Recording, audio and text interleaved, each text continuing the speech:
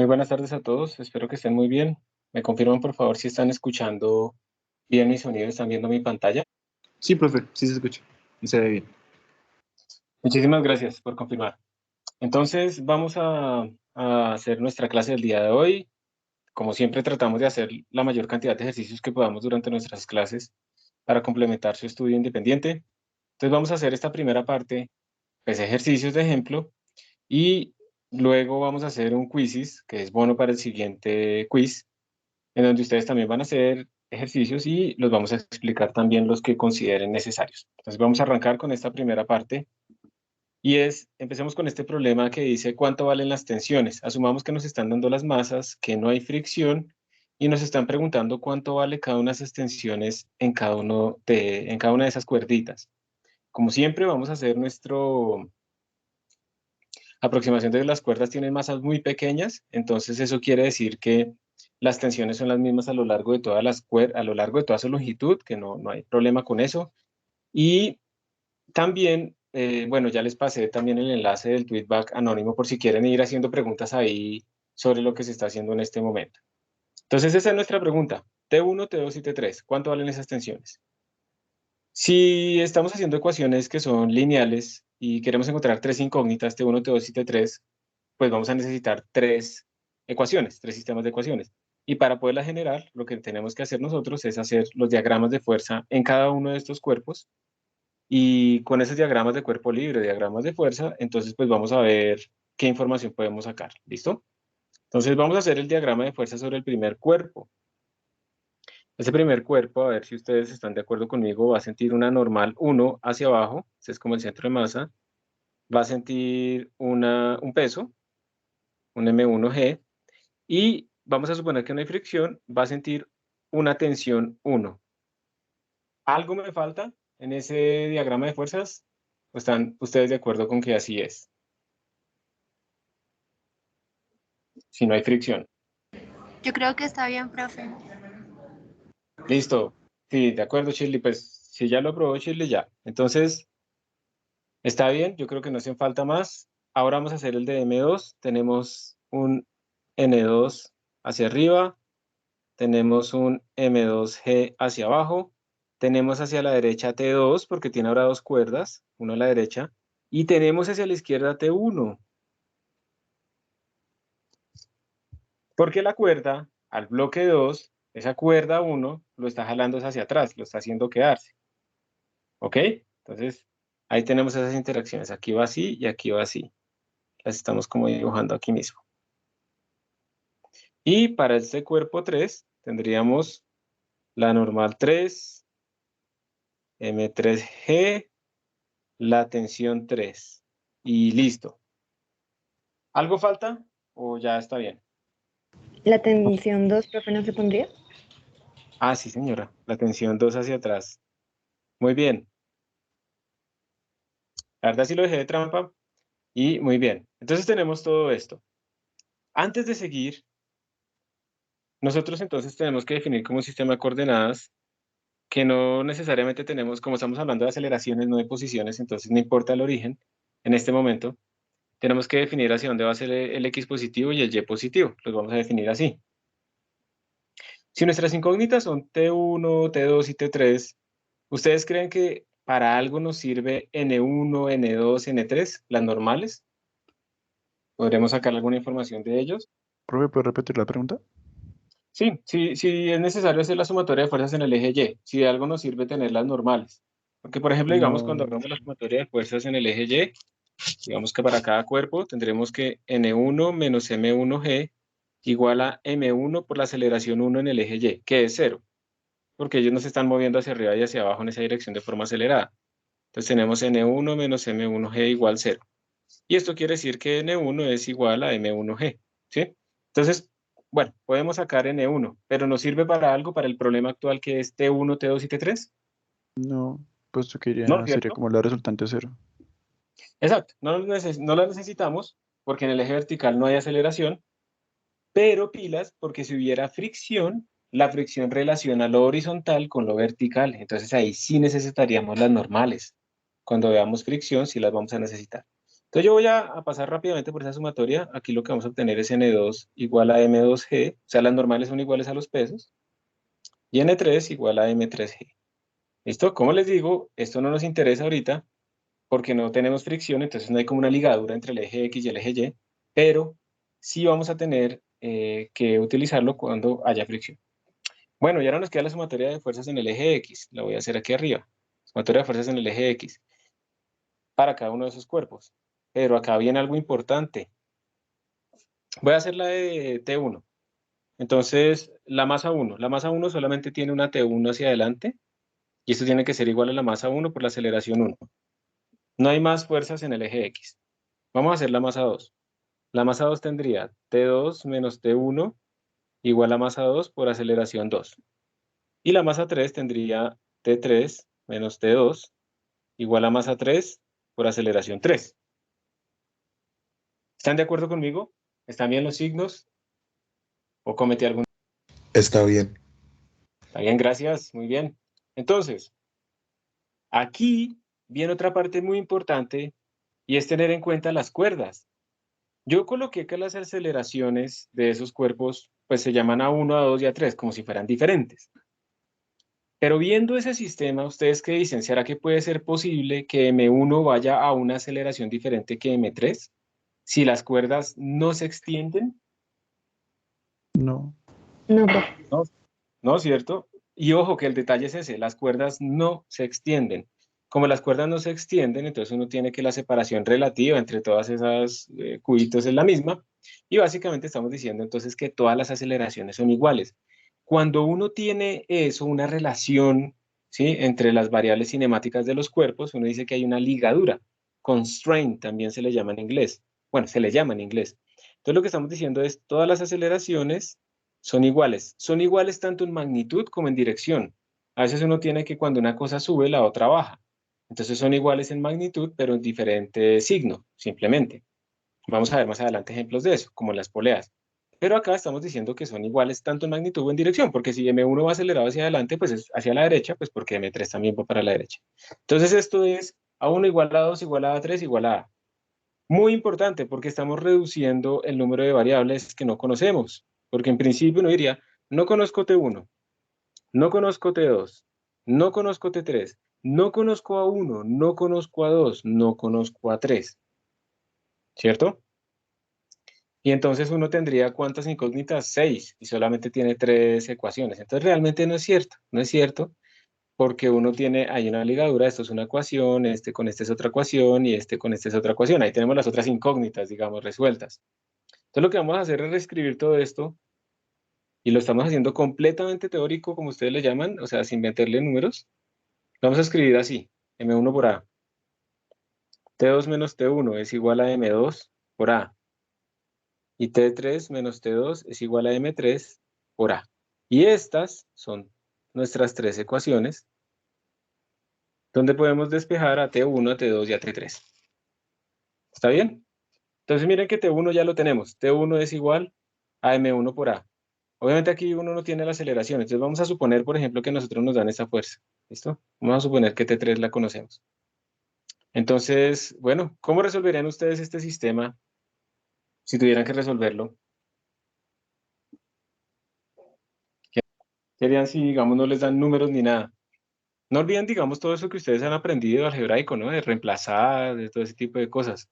Uno podría, por ejemplo, reemplazar este T1, vamos a hacerlo con otro color. Uno podría, por ejemplo, reemplazar este T1 acá. Entonces obtendríamos, y voy a escribir un poquito más pequeño, T2 menos T1, que es M1 por A, igual a M2 por A. Y entonces puedo pasar esa a sumar. Entonces tendría T2 es igual a M1 por A más M2 por A. Y finalmente puedo factorizar. Entonces T2 es M1 más M2 por A. Básicamente lo que estamos diciendo es que T1 solamente está relacionada con la aceleración de este bloque. Está jalando solo ese bloque. Pero T2 está jalando a este y está jalando a este. Entonces mire que por eso le aparece en la suma de las dos masas. Y como ya tengo T2, este T2 lo puedo reemplazar aquí para obtener T3. Lo vamos a hacer con otro color. Tendríamos T3 menos T2, que es M1 más M2 por A, igual a M3 por A. Y esto implica entonces que T3 es igual a M1 más M2 más M3, todo por A. O sea que para T3, esta tensión lo que está haciendo es cargar, pues para él existen son 3 bloques, no una masa total. No importa que estén separados, unidos, es una masa total. Como dijimos que conocíamos la tensión 3, entonces de aquí podemos despejar la aceleración. Va a ser igual a la tensión 3 sobre la suma de las masas, M1 más M2 más M3. Y con esto nos podemos devolver. Entonces T2, recordemos que T2 era M1 por M2 por A. Entonces sería M1 más M2 por A, que es T3, sobre M1 más M2 más M3.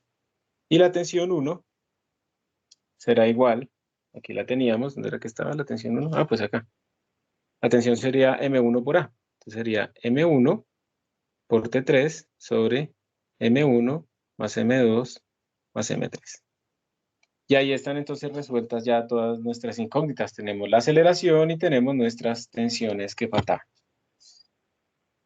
Una cosa que les recuerdo, digamos, en general en los problemas que vamos a hacer, les voy a dar un secreto.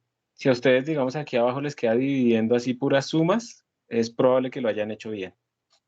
Pero si les queda una resta, o sea, si les queda como M1 menos M2 menos M3, pues ahí probablemente hay un problema. De pronto no, pero probablemente hay un problema, porque si yo divido por esto, entonces yo podría hacer que mi masa sea igual a M2 más M3, y en este caso esta cosa valdría 0, yo estaría dividiendo por 0 y tendría una aceleración infinita. Entonces ahí hay un problema, ¿sí? Esto no, ahí hay algo raro. Entonces, tengan cuidado. Como aquí nos quedó todo dividiendo como una suma, pues lo más probable es que esté bien. Entonces, así es que lo resolvemos. Esto es un algoritmo, chicos. Un algoritmo quiere decir como una estructura de una secuencia de instrucciones que uno sigue para resolver un problema. Y en las leyes de Newton, el algoritmo es casi siempre el mismo. Básicamente, ¿cuál es? Primero, dibujar los diagramas de cuerpo libre. Segundo, hacer la sumatoria de fuerzas en el eje X y en el eje Y si las necesitan. Tercero, despejar. Y así va a ser siempre.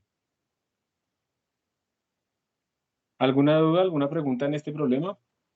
Aquí en el chat anónimo no han preguntado nada. En el oficial tampoco. Pregunten ya. Si tienen alguna, todo Pues claro. Bueno, no señor. creo que hayan preguntas, profe, pero em, dado el caso que haya una aceleración en el sistema, esa aceleración va a ser igual a lo largo de de todo el sistema. Sí, o sea, esta aceleración que pusimos acá, esta A, va a ser Mm, la aceleración tanto de la masa 3 como de la masa 2 como de la masa 1, porque todas están ligadas por cuerdas que no se extienden. ok. Ujú. Gracias por la pregunta. ¿Qué fue lo que dijimos acá en la ligadura? ¿Listo?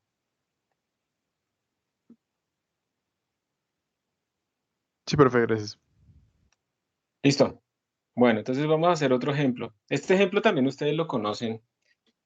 Es típico problema. Simplemente lo vamos a hacer por repasar, que es un auto que está en la bajada. ¿Cuál es la idea de estos autos que están en la bajada? Cuando uno tiene ¿qué? Un sistema como estos, se utiliza ¿qué? Cuando uno tiene, sí, un plano inclinado con inclinación constante, se utiliza un sistema de coordenadas rotado. ¿Ustedes saben por qué? ¿Para qué sirve rotarlo? ¿Toca siempre que sea rotado? A nosotros siempre nos dicen que hagamos un sistema rotado. ¿Por qué creen que si a alguien se le ocurre o simplemente pues toca hacerlo así porque así nos dicen? Profe, pues tal vez como para que no nos confundamos al poner la dirección de las fuerzas o algo así. Sí, exacto. Realmente va para allá, para que realmente sea sencillo. Lo que sucede es que si yo roto esto un poquito, a ver si me queda bien. Lo voy a tratar de poner horizontal el carro. Miren, ahí estoy colocando prácticamente horizontal al carro, ¿listo? Como si no hubiéramos rotado nuestro sistema. ¿Sí o no? Ahí más o menos lo puse horizontal. Si ustedes se dan cuenta, si ustedes lo vieran así, que es la misma rotación teta, si ustedes lo ven así, ustedes ahí les queda muy claro, como lo están viendo horizontal, para ustedes es claro que no hay aceleración en el eje vertical, ¿sí o no? Uno dice, vamos a poner el eje Y, Vamos a poner el eje Y así. Este es el eje Y positivo. Y vamos a poner el eje X así. Entonces, aquí me parece que para todos es claro que en el eje Y no hay aceleración. ¿Sí o no? Me parece a mí que para todos es claro eso. No hay aceleración en el eje Y, porque el carro no está subiéndose ni bajándose. Pero recordemos que yo esta figura la puse habiendo rotado el sistema. Entonces, ¿cuál es la idea de haber rotado el sistema? Que yo hago que la aceleración en el eje Y valga 0, porque el carrito no se va a mover. ¿Ok? Entonces precisamente simplifico el problema. Solamente va a tener aceleración en el eje X. Esa es como la idea de todo este problema. Vamos a ver si lo puedo volver a seleccionar. A ver si lo hago bien grandote. Nada. Bueno, listo, no importa. Entonces, lo que quiero resaltarles es que si ustedes tuvieran el carro así como lo ven, y el carro se mueve pues a lo largo de esa rampa, pues para ustedes ya es evidente que no hay aceleración en el eje Y, sino solamente aceleración en el eje X. Y ese es el motivo por lo cual uno hace este tipo de cosas. Por eso es que uno rota la rampa. Y por eso es que uno, no, perdón, no rota la rampa, por eso es que uno rota los ejes, simplemente para anular esa rotación que teníamos nosotros, esa rotación o esa traslación que teníamos nosotros en el eje vertical. Es por esa razón. Ahora, si ustedes quieren, si a ustedes les gusta seguir con los mismos ejes así, no los rotan, también está bien. No pasa nada. Simplemente que ahora, si ustedes utilizan estos ejes de acá, ustedes van a tener una aceleración en el eje X diferente de 0 y una aceleración en el eje Y diferente de 0. Entonces, cuando hagan las dos sumatorias, van a tener las dos aceleraciones. ¿Por qué? Porque evidentemente el vector de aceleración que va a lo largo de esta rampa, esta es la aceleración, pues va a tener componentes en el eje X y va a tener componentes en el eje Y.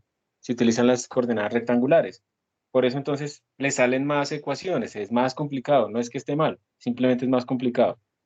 En cambio, si utilizamos nuestros sistemas rotados, pues de una vez tenemos que la aceleración ya vale 0 y solamente tenemos aceleración a lo largo de ese eje X rotado. Entonces queda claro por qué lo rotamos, ¿cierto? ¿O tiene algo? Sí, señor. Bueno, gracias. Listo. Entonces, esa es la razón y ustedes recuerden que la libertad que tienen siempre es la de escoger los ejes como quieran, hacia donde quieran. Pues lo importante es que hagan 90 grados o si no estarían en otro tipo de geometría. Esa es la razón por la que rotamos nosotros los ejes. Bien. Ahora bien, este carrito, ¿qué fuerzas tiene? Tiene pues, obviamente hay una normal, realmente son 4 normales, una en cada una de las llantas, pero como estamos considerando todo en un solo punto, pues vamos a sumar esas 4 normales y vamos a llamarla como una normal total. Entonces tenemos una normal y ojo, la normal siempre está a 90 grados, bueno, lo voy a estirar hasta acá, 90 grados de la superficie. Siempre es perpendicular, o sea, si yo le dibujara en las llantas, sería así, listo, bueno. Perpendicular, siempre a 90 grados, ¿está bien? Siempre a 90 grados. ¿Listo? No olviden eso, siempre hace 90 grados, perpendicular. ¿Qué más fuerzas tenemos acá? Tenemos obviamente el peso. Y como nos dicen que eso es hielo, aquí no tenemos fricción. Entonces no vamos a poner más fuerzas. Por eso, en el diagrama de fuerzas que ustedes ven aquí a la derecha, solamente está la normal y el peso, no más. Ahora bien, yo les hago una pregunta. ¿A quién de ustedes se le dificulta esto de descomponer en el eje rotado las fuerzas? ¿O a ninguno? Seguimos adelante y no lo explicamos. Ahí hay una manita levantada, listo. Entonces, miren, la idea ¿cuál es? Tenemos estas fuerzas, las voy a dibujar acá. Entonces tengo la normal y tengo el peso, W. Mis ejes rotados, que aquí no los pusieron coincidentes en el origen, mis ejes rotados son los que voy a dibujar. Este es mi X positivo y aquí a mi Y positivo. Bueno, ¿yo cómo hago para saber este ángulo allá en esas cosas rotadas a qué corresponde? Entonces, lo que hace uno normalmente es como, por ejemplo, eso es un ejemplo, pintar los ejes normales, los originales, los que uno utilizaría. Entonces serían como este. Profe, Señora. Es que tú dijiste que ibas a tomar, o sea, el plano como si estuviera recto, pero ahí lo estás tomando inclinado, entonces no entiendo, o sea, no entiendo para qué explicaste lo de volver los ejes rectos y de todas formas lo tomamos inclinado. Sí, creo que entendí tu pregunta. O sea, la idea, la explicación era para decirles por qué lo íbamos a tomar inclinado. Es que tomarlo inclinado es como hacer recto al carro. Por eso fue que cogí la figura y la roté. Entonces, cuando tú coges los ejes inclinados, son los verdes, el carro se mueve en esta dirección. Si ves que no se mueve en dirección vertical, solo se mueve en dirección horizontal respecto a esos ejes. Y por esa razón, en esos ejes, es como si el carro se moviera en una línea recta. Entonces, para mostrarles mejor eso, por eso fue que tomé la foto y la roté, para mostrarles que es lo mismo. Pero no quiere decir que yo fuera a tomar los ejes rectos. Simplemente era para mostrarles ese efecto. Tener los ejes inclinados hace mover recto a mi cuerpo, ¿sí? ¿Esa es tu pregunta? Sí, profe, gracias. Listo, con gusto. Gracias. Bueno, entonces, para que comparemos, estoy dibujando aquí cómo serían los ejes originales. Eso sería si uno cogiera los ejes típicos Y y X. ¿Está bien?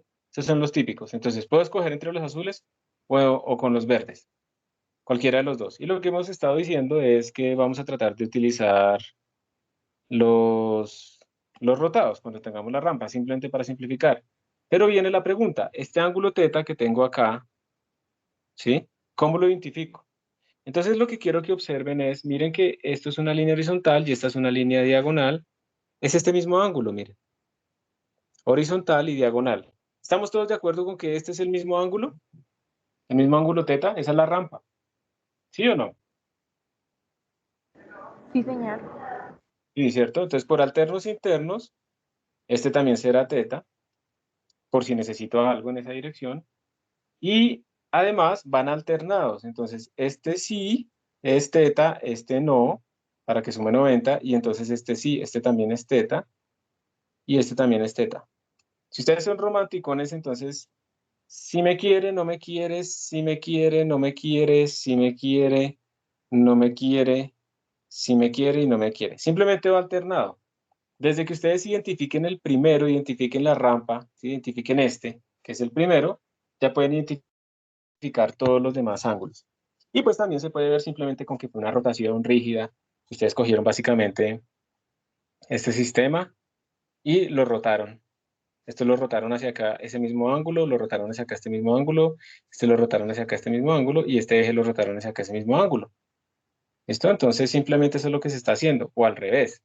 Se rotó hacia acá este, entonces este se rotó hacia acá, entonces este se rotó hacia acá, o este se rotó hacia acá, cualquiera. Es una rotación rígida, lo que estoy mostrando de la derecha, pero ustedes lo pueden ver atrás. Entonces simplemente ustedes dibujan los ejes originales, que son los azules, los ejes nuevos, que son los verdes, identifican la rampa, el ángulo de la rampa en dónde está en esa que acaban de dibujar, entre esos dos ángulos, y ya el resto son simplemente alternados. Sí, no, sí, no, sí, no. ¿Preguntas? Profe, ¿por qué es que hacemos lo de si no, si no, si no, si no? Perdón. Simplemente porque a veces, digamos, tú identificaste este ángulo, este que estoy señalando acá, pero tú necesitabas era este de aquí abajo, porque quieres descomponer la gravedad, el peso. ¿Sí ves que el peso está con este ángulo de abajo? Sí, señor. Entonces tú necesitas identificar si teta, el ángulo de la rampa, es este que tengo acá o es este que tengo acá. ¿Cuál de los dos? Entonces para eso hacemos el sí, no, sí, no, sí, no, sí, no. Simplemente para ubicar los cuatro sitios donde está nuestro ángulo teta. Ok, profe, gracias. Listo. Entonces simplemente lo voy a repetir. Este sería acá, este sería el original, el de la rampa. Este otro no, este otro sí, este otro no, este otro sí, este otro no y este otro sí. En este dibujo es muy evidente porque el ángulo es pequeño, pero hay otros dibujos donde está mucho más inclinado y uno no le queda muy claro.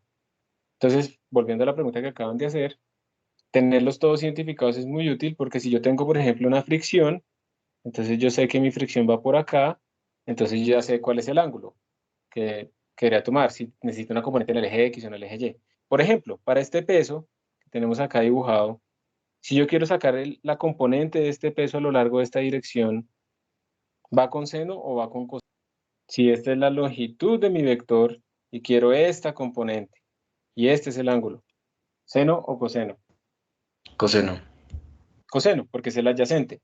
Pero si por la geometría de mi problema me hubiera quedado que este era mi ángulo, no sé, alfa, entonces iría con seno. Por eso es muy importante identificar esos ángulos. Entonces repito, ¿cómo hacemos para identificarlos? Relativamente fácil.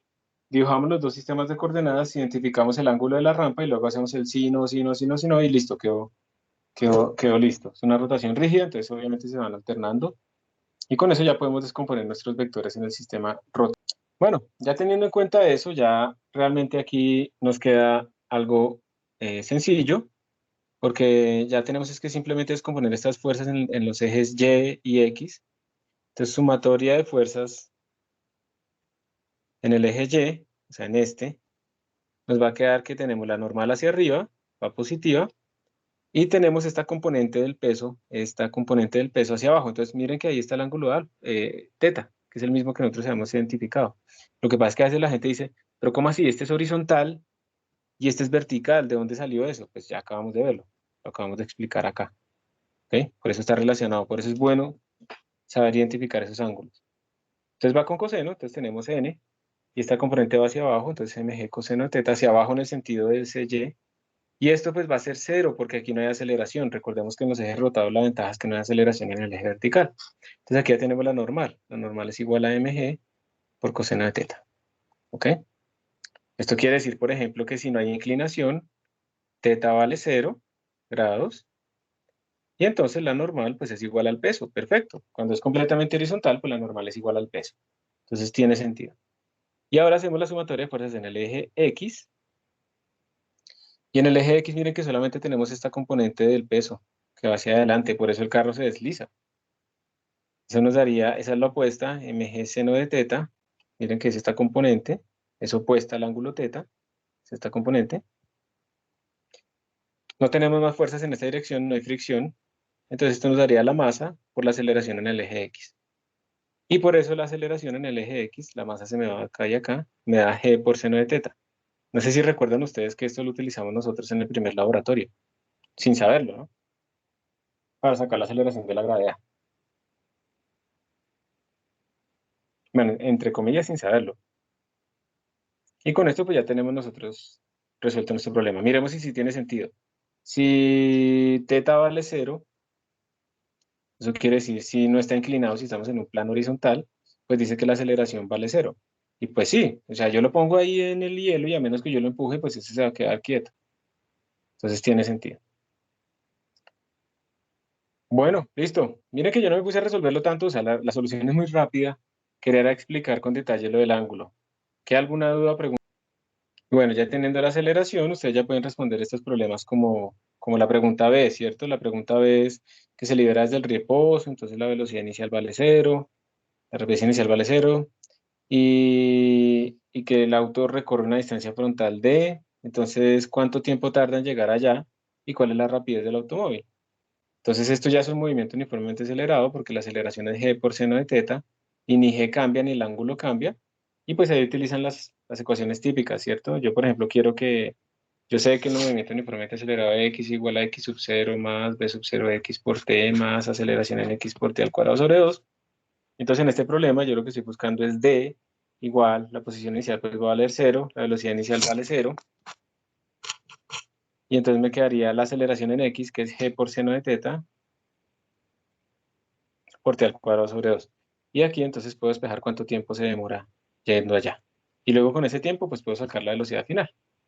Entonces las leyes de Newton nos permiten sacar aceleraciones y luego ustedes pueden utilizar la cinemática normal para resolver esos. Bueno, aquí hay un problema de bloques de masa M1 y masa M2. Y nos preguntan cuánto es la aceleración del sistema y también la magnitud de la fuerza de contacto. Estos problemas yo siempre los pongo porque es que aquí normalmente se confunden. Entonces, miren, hagamos una cosa. Quiero que hagan el diagrama de fuerza ustedes de cada uno de esos bloques. ¿Sí? Les voy a dar 2 minuticos para que lo hagan y luego lo comparamos con lo que yo hago. No vayan a mirar la siguiente diapositiva que ahí está. O sea, la idea es que ustedes lo piensen. ¿Listo? Para ver cómo lo están pensando y corrijamos de una vez cualquier tipo de error de ese aspecto. Entonces, por favor, 2 minutos contando desde ya. Hagan el diagrama de fuerzas sobre cada uno de esos. Listo, entonces vamos a ver. Va a ser el de N. La idea es que, digamos, compare con lo que ustedes hicieron. Ojalá hayan hecho algo, chicos, ¿sí? Aprovechar la clase, no estar ahí aburridos y que no me sirve y después estudio porque es extender el sufrimiento. La idea es más bien hacerlo todo bien a veces. Entonces vamos a hacer el de M1. No hay fricción, ¿listo? Entonces voy a hacer aquí, tendría una normal 1, un M1G, y hay una fuerza que va hacia la derecha, entonces la puedo pintar así. Y el otro, M2, tendría una normal 2,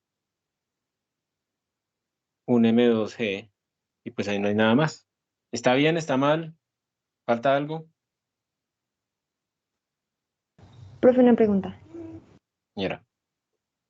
Al hacerle fuerza al M1, el M2 no estaría haciendo una fuerza contraria. Ajá, están en contacto, ¿cierto? Y cuando dos cuerpos están en contacto, ¿cómo le llamamos a esa fuerza? Tercera ley. Tercera ley. Y en particular, cuando son dos cuerpos en contacto, le llamamos la normal. Entonces, es verdad. La pueden llamar normal o la pueden llamar reacción por tercera ley. Depende del libro, depende de quién les esté hablando, pero es la misma cosa. Aquí surge una normal entre ellos dos. En esta zona de contacto va a surgir una normal precisamente, o una reacción, como la quieran llamar. Va a ser una normal porque va, digamos, perpendicular sobre cada uno de ellos. Vale lo mismo, simplemente en dirección contraria. Entonces la vamos a pintar, la vamos a llamar R de reacción. Entonces va a aparecer una reacción R acá, y aquí va a aparecer una reacción R acá. O sea, para el bloque 2, él siente que lo están empujando desde atrás, hacia la derecha. Sí, con un Transmilenio, lo están empujando a uno y para que entre. Pero de la misma manera en que M1 está empujando a M2 hacia la derecha, M2 está empujando a M1 hacia la izquierda por acción y reacción. Por eso aquí preguntan la magnitud de la fuerza de contacto. ¿Sí? Esa es la fuerza de contacto, esa R. Es una normal entre ellos, es una reacción entre ellos, una fuerza de contacto entre ellos. Importante esto que quede claro. Y muy bien, sí, faltaba eso. ¿Alguna duda acá? Profe, Sí, en el bloque 2, el pequeñito, sí. ¿la misma fuerza que se le está aplicando al bloque 1 se le estará aplicando al bloque 2 o...? No necesariamente. La fuerza F se le está aplicando al 1. Y sabemos que M2 no sabe nada de eso. Es como cuando, de nuevo, digamos que a mí me están empujando en Transmilenio desde atrás. Yo no sé si a esa persona que me está empujando a mí, si a esa persona también lo están empujando. Yo solo sé que me está empujando a mí. Entonces, por eso el bloque 2 solamente siente esa R. Obviamente la R va a estar relacionada con la F. Eso es lo que vamos a demostrar ahorita. Ok, gracias, profe. Perfecto, gracias por la pregunta. Profe, Pues teniendo... ¿Sí? ¿Alguien más? si esa F, digamos, de vector, expliquémoslo así, es mayor a la fuerza que tiene la caja M1 contra M2. Vamos a ver, porque pues aquí lo que sabemos es que se van a acelerar los dos con la misma aceleración por lo que están en contacto. Entonces vamos a ver, vamos a calcularla, ¿listo? Vamos a calcular cuánto es esa fuerza de contacto para ver si nos da más grande, más pequeña, igual. ¿Ustedes qué esperarían? Digamos, para la fuerza F, lo que yo esperaría es que la fuerza F está empujando dos masas en total, porque la fuerza F no sabe que M1 está separado de M2. Para la fuerza F hay todo un bloque de masa de M1 más M2, ¿listo? Mientras que para la reacción, digamos que la fuerza que le hace M1 a M2, que es R, pues solamente está empujando a M2. Entonces, en principio uno podría pensar de pronto que es más pequeña R, pero vamos a verlo. Lo único que sabemos acá también importante es, ¿será que hay alguna relación entre la aceleración 1 y la aceleración 2? ¿Será que son iguales, son diferentes? Dirección contraria, misma magnitud. Pues se supone que son iguales, ¿no? Por la misma magnitud de la fuerza, pues depende la más, pues en ese caso la más. No es la misma magnitud de la fuerza, pero sí son iguales, estoy de acuerdo. Son iguales, están en contacto, ¿sí? Y entonces no tiene opción M2 de ir como más rápido o menos rápido que M1 porque están en contacto y son rígidos. Entonces no se deforman, entonces si mantienen esa misma forma y entonces están en contacto, entonces tienen la misma aceleración, ¿listo? No necesariamente la misma fuerza, porque las masas son diferentes. ¿Sí te acuerdas que lo que importa aquí es, digamos, la misma fuerza no implica la misma masa? Sí, Sí, profe, lo que magnitud, realmente lo lo que que... dice. Eso, perfecto. Pero sí son iguales las aceleraciones. Muy importante mirar si eso existe en un sistema. Ay, bueno, listo. Ya, como no tenemos fricción, entonces no vamos a sacar las normales, pero pues aquí evidentemente uno tiene que no es igual a M1G. y que N2 es igual a M2G, ¿sí? Tenemos las normales. Ahora sí hagamos sumatoria de fuerzas en el eje X. Entonces, este tendría F menos R igual a M1 por A, la misma aceleración para ambos, que no la conocemos. Nuestra incógnita es esta aceleración y esta R. Y este tendría R igual a M2 por A, no hay más fuerzas. Entonces podemos hacer el mismo truco, porque tenemos que despejar dos incógnitas, tenemos dos ecuaciones lineales, dos incógnitas, lo podemos resolver. Entonces tendríamos F, voy a reemplazar la R, menos M2A igual a M1A. Entonces paso a sumar y tendría F igual a M1 por A más M2A. Y factorizo A, me daría M1 más M2. Y listo, tenemos la aceleración. La aceleración es igual a la fuerza sobre M1 más M2. Y teniendo la aceleración, ya podemos saber cuánto vale R. R dijimos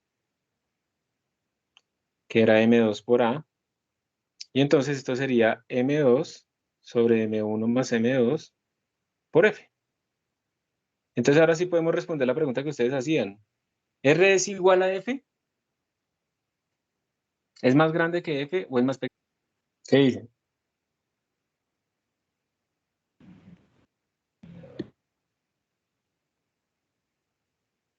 Adelante, tranquilos. Profe, la verdad no sabría qué responder. Listo, porque no entienden cómo jugar con ese M2 sobre M1 más M2, ¿sí o no? Entonces, miren, hay dos cosas. Ustedes a veces son muy prácticos. Uno como profesor diría, no, yo quiero que evalúen esa fracción y no sé qué, pero a veces los estudiantes son como más prácticos, hacen algo que no es general, pero que los puede orientar, y es darle valores. Miren, si ustedes no entienden bien, pues lo que estamos buscando es si R es igual a F. Yo estoy buscando si este factor que tengo acá, si este factor vale 1. Si ese factor vale 1, pues R es igual a F. Si ese factor es mayor que 1, pues R es más grande que F.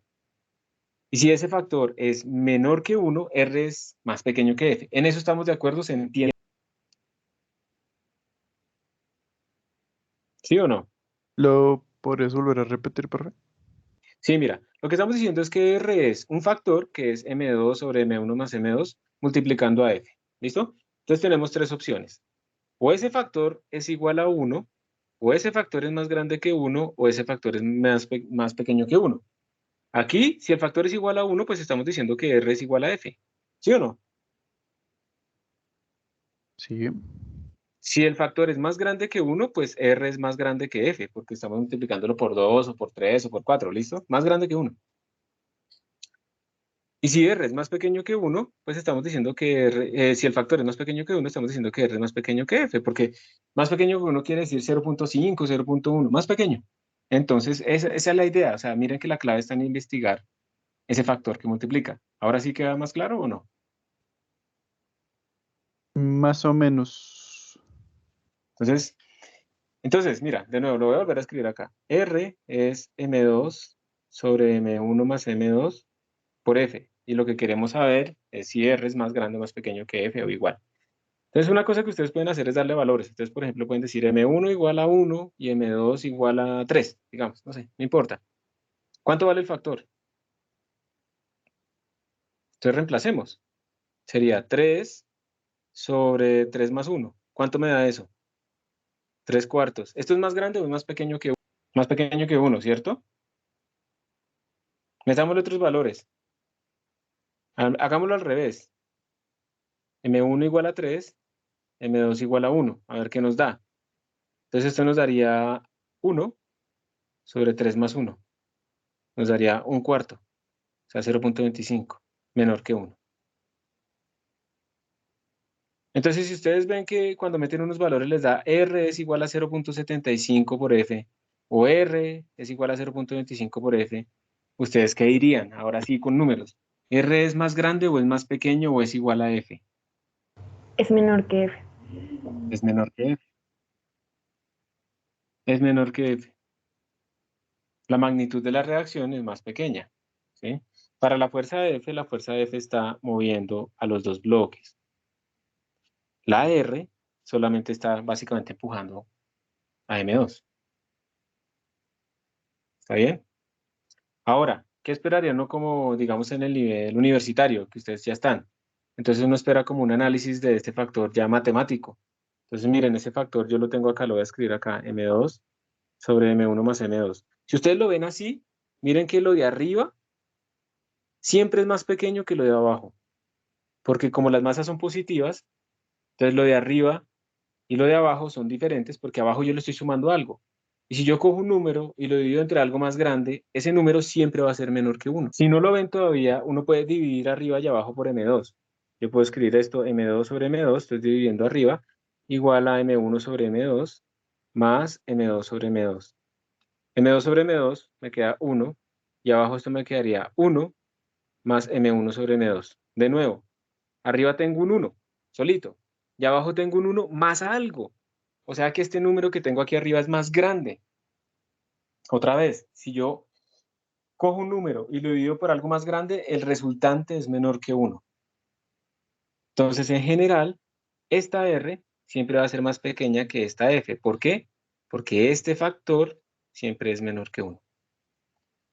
Pero como les digo, si ustedes, digamos, les falta desarrollar todavía un poco este tipo de análisis, que se supone que, digamos, viene la parte algebraica, pero tal vez no hicieron muchos o algo así, pues pueden como ver qué pasa con ciertos valores. Esto no es una demostración matemática, pero los puede orientar.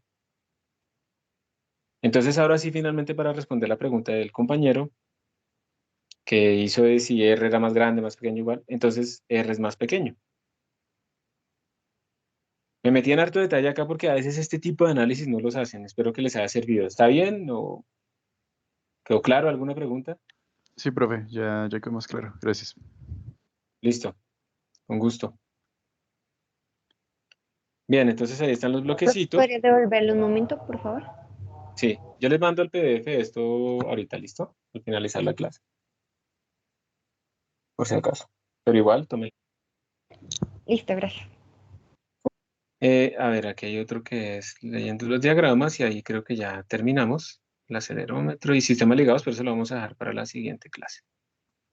Pero los sistemas ligados que son sistemas con poleas. Sí. Entonces, hagamos este antes de hacer el del diagrama y con eso terminamos, hacemos la pausa y empezamos el quizzes. Entonces, aquí lo que se está mostrando es un carrito que está a velocidad constante o quieto, cualquiera de las dos. En la izquierda. Aquí tenemos velocidad constante. ¿Listo? No tiene que estar quieto para que el pendulito esté así colgado vertical. Ustedes pueden hacer ese experimento en su carro. Cuando vayan a velocidad constante, que no cambie, van a ver que el péndulo es vertical. Pero cuando se acelera, miren, aquí hay una aceleración. Cuando se acelera hacia adelante, entonces el pendulito se va a mover hacia atrás. Cuando se acelera hacia atrás, pues el pendulito se mueve hacia adelante. Pero en este caso va acelerado hacia adelante el carro, entonces el pendulito se mueve hacia atrás. Ustedes de alguna manera podrían conocer cuál sería la aceleración midiendo este ángulo teta. Esa es como la pregunta. Y la respuesta es sí. Entonces tenemos una tensión, aquí la llaman fuerza de tensión. Las fuerzas que hay son la fuerza de tensión. Y tenemos el peso que va hacia abajo. Vamos a utilizar los ejes normales, porque el movimiento pues va, digamos, en la dirección horizontal. Y quiero que vean este truco. Vamos a hacer sumatoria de fuerzas en el eje Y. En el eje Y tenemos esta componente. Entonces sería la tensión, o la fuerza de tensión, por coseno de teta, menos el peso. Y esto me va a dar 0, porque verticalmente en ese punto, mi pendulito ya no se está moviendo. Y el carro no está acelerado hacia arriba y hacia abajo. Estamos en una superficie completamente plana. Entonces esto me va a dar 0. Esto que acabo de decir es importante, no está acelerado en dirección vertical, ni el carro ni el péndulo. Entonces aquí podemos despejar la tensión y nos va a dar como mg sobre coseno de teta. ¿Ok? Ahora sumatorias de fuerzas en el eje Y, en el eje X. Esto fue en el eje Y. Sumatoria de fuerzas en el eje X. Recuerden que el péndulo está quieto ahí en esa posición. Entonces yo tendría que en el eje horizontal solamente tenemos la componente de la tensión, esta componente chiquita, que sería tensión por seno de teta. ¿Y esto a qué lo igualarían ustedes? El péndulo está quieto en el carro, dentro del carro. El péndulo está quieto. ¿Lo igualan a qué? Cuando está quieto. A 0. A 0, ¿cierto? Pero resulta que aquí hay un problema. El carro está acelerado. Y como el carro está acelerado, si lo igualamos a cero, estamos diciendo que él está quieto respecto al carro, pero el carro no es un sistema inercial. Y recordemos que todo lo tenemos que hacer como sistemas inerciales. Y los sistemas inerciales están quietos o a velocidad constante. Entonces tenemos es que pararnos afuera, en la calle. Y en la calle ustedes no ven al péndulo quieto, ustedes lo ven acelerado con el carro. Entonces esto no lo podemos igualar a cero. No, pecado, está mal. Esto lo igualamos a la masa por la aceleración del sistema. ¿Ok? Y aquí pues simplemente reemplazamos. Entonces como dijimos que t era mg sobre coseno de teta, entonces esto sería mg sobre coseno de teta por seno de teta. O sea que esto sería mg por tangente de teta. Y se me da la masa con la masa y listo. La aceleración va a ser igual a la gravedad por la tangente de teta. Entonces si ustedes pueden medir el ángulo, pueden medir la aceleración. Pero esto nunca lo podíamos haber igualado a cero porque el sistema está acelerado, no es inercial. Por eso me pareció importante este ejemplo también. ¿Dudas o preguntas? Profe, Señor. para encontrar, digamos, el ángulo en este péndulo, pues sería más o menos como el punto que vimos del plano inclinado del carro, o... No, pues aquí simplemente lo mides. O sea, aquí estamos suponiendo que tú mediste con una foto, ahí en el carro de alguna manera, o pegaste ese péndulo como un transportador, entonces lo puedes ver, ¿sí? Puedes medir el ángulo. Y con eso puedes saber la aceleración. Ah, Lo ok, mides como... ok, ok. Pero mira, observa, digamos que lo importante acá es que el péndulo está inclinado, no porque el carro esté en un plano inclinado. El péndulo está inclinado es porque el carro va acelerando. Listo, ok, listo. ¿Listo? A eso se le llama las fuerzas ficticias. Para el péndulo lo que puede pensar es que si uno tapa completamente todo pues el péndulo no tiene oídos ni ojos ni nada, el péndulo sientes como una fuerza de gravedad que lo está jalando hacia atrás. Eso es una fuerza ficticia. Realmente no es una fuerza de gravedad, es debido a que se está acelerando el sistema. ¿Está bien? ¿Listo? ¿Alguna Listo, otra profe, duda? gracias. Aquí pregunta Anonymous, profe, qué pena, no entendí eso escrito con verde al final. Entonces estamos haciendo la sumatoria de fuerzas en el eje X, Anonymous. Entonces dijimos, en el eje X tenemos esta fuerza, esta componente de la tensión, que es esta misma componente, estamos descomponiendo la tensión en dirección horizontal. Esa es tensión por seno de teta, ¿listo? Y esto debe ser igual a masa por aceleración en el eje X. Uno podría pensar, o sea, el error es que como el péndulo está quieto, yo estoy dentro del carro y veo el péndulo quieto, uno podría pensar que esto vale cero, que t por seno de teta vale cero. Pero esto está mal. Y está mal precisamente porque el carro no es un sistema inercial, el carro está acelerado. Entonces tenemos que hacerlo respecto a algo afuera que esté quieto o a velocidad constante. Y si yo estoy afuera mirando ese carro y ese péndulo, pues yo veo que el péndulo va acelerado con el carro. Entonces, yo lo que tengo que escribir es masa por aceleración, aceleración del sistema. Entonces lo que escribí fue tensión, sumatoria de fuerzas, igual a masa por aceleración. Luego lo que hice fue reemplazar la tensión. Mira, la tensión la teníamos acá. Entonces la reemplacé. Esto es la tensión. Esto es T. Simplemente escribí T por seno de teta.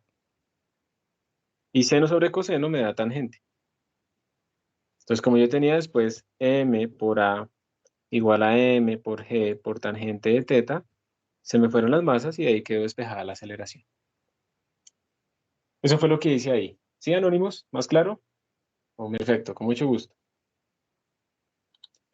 Listo. Dice que ya están cansados. Vamos a hacer este último, hacemos una pausa y empezamos el quizzes. ¿Está bien? Por favor, concentrados. Ustedes pueden.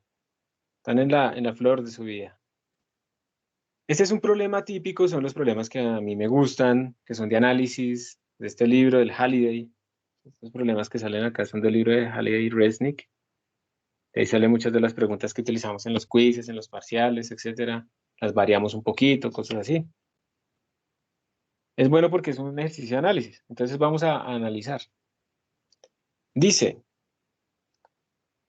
el problema de ejemplo, también por eso es que es bueno leer de un libro. Ustedes cuando tienen un libro tienen ejemplos desarrollados, explicados. que es mucho mejor que ver simplemente una presentación con un montón de ecuaciones sin nadie que esté hablando ni explicando nada. Entonces dice aquí hay un ejemplo de usted cómo puede sacar información de una gráfica, no simplemente leyendo un número. O sea, la idea de esta gráfica es que nos van a dar una información, pero hay que deducir algo más. No es simplemente ver cuánto vale la aceleración cuando el ángulo es cero. Entonces uno va allá, ángulo cero, la aceleración vale 3. No, eso no es lo que estamos buscando, ¿sí? Porque eso es muy evidente y eso nos, digamos, la capacidad de ver la cosa evidente no es lo que ustedes están desarrollando, sino que están desarrollando ir más allá, para no ser automatizados ustedes tampoco. Entonces dice, la figura le muestra, en la figura hay dos fuerzas que se aplican sobre este bloque de 4 kilogramos, sobre un piso sin fricción, pero solo se muestra una fuerza. Entonces pilas, hay dos fuerzas, F1 y F2, pero solo nos están mostrando una, que es F1. La fuerza, la otra fuerza, espera, that force, no mentiras, F1, la fuerza F1, tiene una magnitud fija, pero puede ser aplicada en diferentes ángulos. ¿Listo? Entonces yo puedo ir cambiando ese ángulo teta, y ese ángulo teta puede variar de 0 grados, que es como tener esta fuerza completamente horizontal, eso sería F1 con 0 grados, a 90 grados, que sería completamente vertical. Esto será para 90 grados. Entonces yo puedo ir variando el ángulo. Entonces miren que por eso aquí va de 0 a 90. La fuerza F2 es horizontal. No sabemos si va para la izquierda o para la derecha. Entonces la fuerza F2, digamos que yo puedo pensar que va hacia allá o puedo pensar que va hacia acá. Cualquiera de las dos. ¿Listo? No sé, pero sé que es horizontal. Está fija tanto en magnitud como en dirección. ¿Listo? Entonces siempre es horizontal, vale lo mismo. No sabemos simplemente si va para la izquierda o para la derecha. La figura de la derecha, la 516b, nos está dando la aceleración horizontal del bloque, esa es la aceleración neta, para cualquier valor de ese ángulo teta de la fuerza F1 desde 0 hasta 90. Entonces la pregunta es, ¿cuánto vale la aceleración para teta igual a 180? O sea, si ustedes siguieran haciendo esta gráfica y llegaran aquí a 180, ¿qué valor le ponen a la aceleración? Esa es la pregunta. Entonces los datos no están ahí, pero se debe poder sacar. ¿Alguien me quiere ayudar? ¿Alguna estrategia que se le ocurra para... Profe, tal vez puede ser como lo mismo, pero al lado contrario, ¿sí? O sea, ¿te refieres a la figura como que se reflejara en 90, algo así? ¿O no te entendí bien? Sí, algo así, sí. Eso puede ser, sí, puede ser, ¿por qué no? Puede ser que haga esto, ¿cierto? O sea, que uno diría como -3, pero puede ser también que rebote, o puede ser que se vuelva a cero.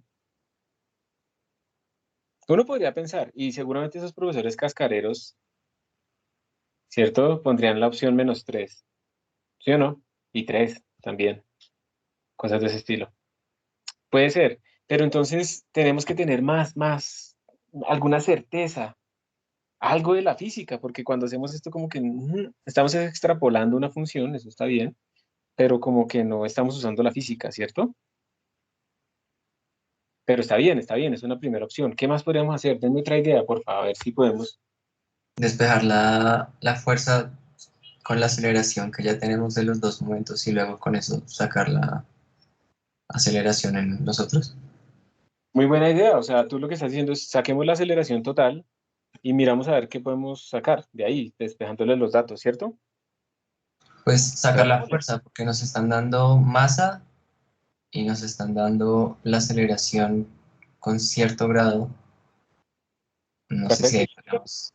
estoy de ¿Ah? acuerdo. Entonces, vamos a hacerlo. O sea, por segunda ley de Newton, nosotros tendríamos sumatoria de fuerzas igual a masa por la aceleración en X, que es la que nos están dando acá, ¿sí o no? Eso es lo que dices. Sí. Entonces, si yo hago la suma de fuerzas aquí y vamos a hacer la horizontal solamente, porque es la única que nos interesa, tendríamos F1 por coseno de teta, porque esa sería la componente horizontal. Vamos a ponerla acá. F1 por coseno de teta sería acá. Cuando tiene un ángulo. Lo estoy haciendo en un ángulo cualquiera para poder interpretar esta figura. F1 coseno de teta. Y bueno, le vamos a sumar la otra fuerza que no sabemos F2 para dónde va. Sabemos que es horizontal, no sabemos si es positiva o negativa. Y pues ya está. Como aquí nos tienen a nosotros la aceleración, entonces vamos a dividir todo por la masa. Entonces, aceleración en el eje X va a ser igual a F1 por coseno de teta sobre la masa, más F2 sobre la masa. Reemplacemos valores para que no nos perdamos tanto. A ver, ¿qué nos dijeron? Lo único que nos dijeron fue que la aceleración valía, la masa valía 4. Entonces, aceleración en el eje X sería igual a F1 sobre 4 por coseno de teta más F2 sobre 4. Hasta ahí llegamos. Bueno, ¿y qué más podrían hacer ustedes con esto? Esto es importantísimo porque ¿saben qué fue lo que hicimos acá? Y esta es la clave de todo esto. Miren que aquí lo que estamos teniendo es la aceleración en función de ángulo. Entonces lo que uno debe tratar de sacar es esa relación. ¿Cómo es la aceleración en función del ángulo? Y miren que aquí tenemos la aceleración en función del ángulo. Aquí me están preguntando, anónimos, ¿por qué usamos coseno? Porque yo tengo esta fuerza acá, tengo este ángulo θ, y estoy buscando esta componente porque estoy haciendo solamente la sumatoria de fuerzas en el eje X. Entonces por eso utilicé coseno. F1 puede tener cualquier ángulo, pero tiene siempre una componente que es F1 coseno de θ. Porque yo estoy haciendo la sumatoria de fuerzas en el eje X. Porque además a mí me dieron aquí fue la aceleración en el eje X. ¿Listo, anónimo? Con gusto. Entonces, listo, ya tenemos la expresión teórica, ¿sí? De la aceleración en función del ángulo. Bueno, ¿qué parte de esa figura les serviría a ustedes para sacar información? O sea, miren que el poder que tiene ahorita es impresionante, porque cualquier ángulo que ustedes pongan acá de todos estos, les da la aceleración y ustedes podrían despejar ahí cosas. Entonces, ¿qué harían? ¿Qué sería como lo más fácil? La aceleración en cero, profe. Perfecto, bueno, miremos la primera. La aceleración en ángulo cero, entonces θ igual a 0.